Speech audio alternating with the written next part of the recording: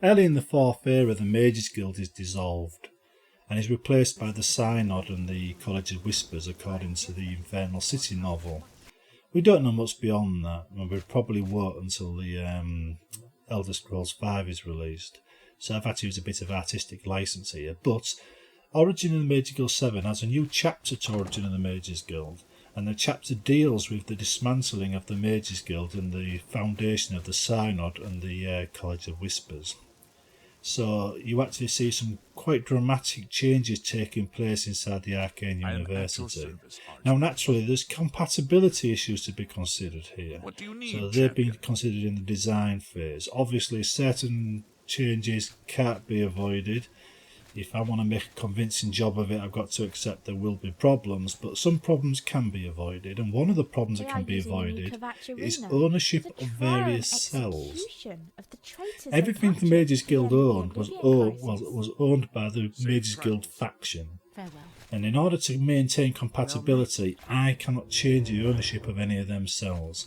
So I've left the Mages Guild intact, so every other mod that uses it will still work.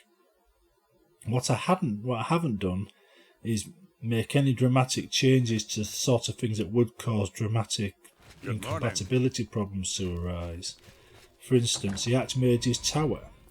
You own that as the Archmage. In this, you're the Archmage of the Synod. It's the job you're given by the Emperor himself. And your room is your old Archmage's room. So nothing's changed. I've managed to keep compatibility by simply changing the banners. So there's been quite a bit of work here in avoiding problems, but there's obviously going to be some problems due to the amount of changes in the Arcane University grounds itself, so it swings and roundabouts. Now the Synod approved various guilds. You know, if a Mages Guild was to see a Necromancer Guild, it'd probably attack it, but the Synod, because it's an imperial organisation, they get to inspect the new guild and say whether it's lawful or not, and if it's lawful, they give them a charter and allow them to, open up guild halls wherever they want. And that's your job, that's what you have to do. In this one, you start out with the Conjurer's Guild and the Necromancer Guild, and these are imperial chartered guilds, so they're lawful. There's none of this body snatching or conjuring Deirdre in the streets with these. These conform to imperial law. Now, as you can see, you've got new classrooms in this as well, and this one you're looking at now is the Necromancer Guild. Well, not Necromancer Guild classroom, it's just a Necromancer class. It appears when you allow the Necromancer Guild to establish themselves. And you've got other new classes as well. As we go down here, you'll see the Duma class, as you can see, and from here you'll be given various quests to recover Duma items, whereas from the Necromancer class you'll be able to buy various Necromancer spells. Or you will be able to from the guild anyway.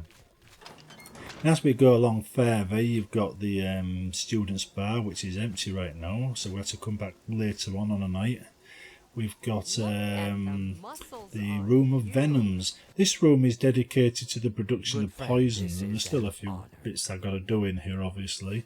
But the poisons in this room are going to be very powerful, and you're going to have to take ingredients into it to actually get them to produce the potions for you. But they'd be worthwhile having. This is the Scriptorium. This is the same deal again, but these produce scrolls. You bring in some soul gems, that kind of thing, and they'll turn out a powerful scroll for you.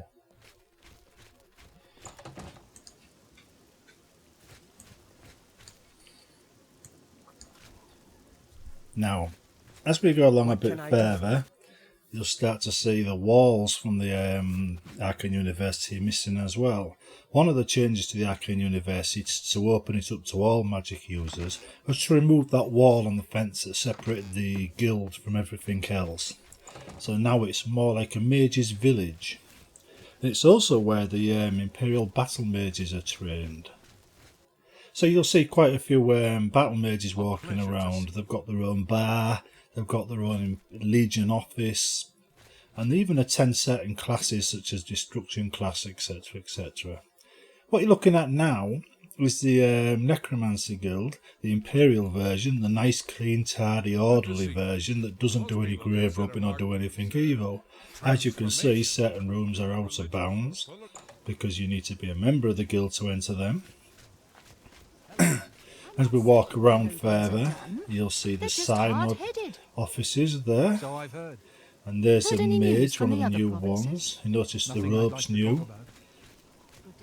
If we go further, we'll start seeing the Battle Mage's bar, which I mentioned earlier, which we really need to come there on a night. So let's wait and see what it's like on a night. There's still a lot of work to be done in this area, of course. This is all work in progress, but you'll see. As you can see, there's the bar, and all the battle mages come here on a night for a quick drink when they're off duty. Very simple thing, really. Although I was thinking of customising what the guy sells behind the bar to something more magey, so you get kind of potions to buff you up and stuff from him. Just an idea I'm playing with. Now, there is another bar in round here. Oh, there's the headmaster of the entire College of Whispers. It says there's another bar, and that's the students' bar. But again, we need to come there on a night to see it full. So here we go. This is also work in progress, and as you can see, all the new students and even a few conjurers are there. So they're having a relaxing time. This opens in the 4th era, so you won't see it until then. But you do get other things prior to the 4th era. Quality goods for sale here. As you can see, the merchants behind the bar all function already. And you see there's some of the new robes, like the conjurer's grey robes and the blue robes and stuff. They actually look quite nice fairly close up. Although, to be honest, some of the new rugs and banners for the Conjurer's Guild and the Necromancer Guild, I think, still need a bit scruffing up a bit. Now, we've got to go back later to see the dining area, so we'll do that later. But basically, the dining area is where they all gather at dinner time. It just gives them some city life. This is a walk around the entire Arcane University grounds in the morning. I had to fast forward time and I stopped it so I could walk around in the sunshine. Now you can see, you can go all the way around and you get a feel for what it's going to be like as well. It's all the signs. It's got a very little villagey effect to it now. How about mixing up some potions? Now let's see if we can have a look into that other area now.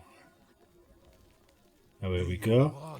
These are the mages going to have their dinner before their trip into the pub. There's a charge in the air. Been casting We'll go in some and follow me. distractions. As you can see, it's just a student dining hall, but this is an essential part of the city life of the actual Arcane University. It gives it a feel of being alive. Some of these mages go to various classes during the day, so you'll see them walking around all over the place. They're not static or just going to new rooms and new locations, for example. And some of the new classes are available from the start, so they'll be usable from the start. Right, that's it. See you next time.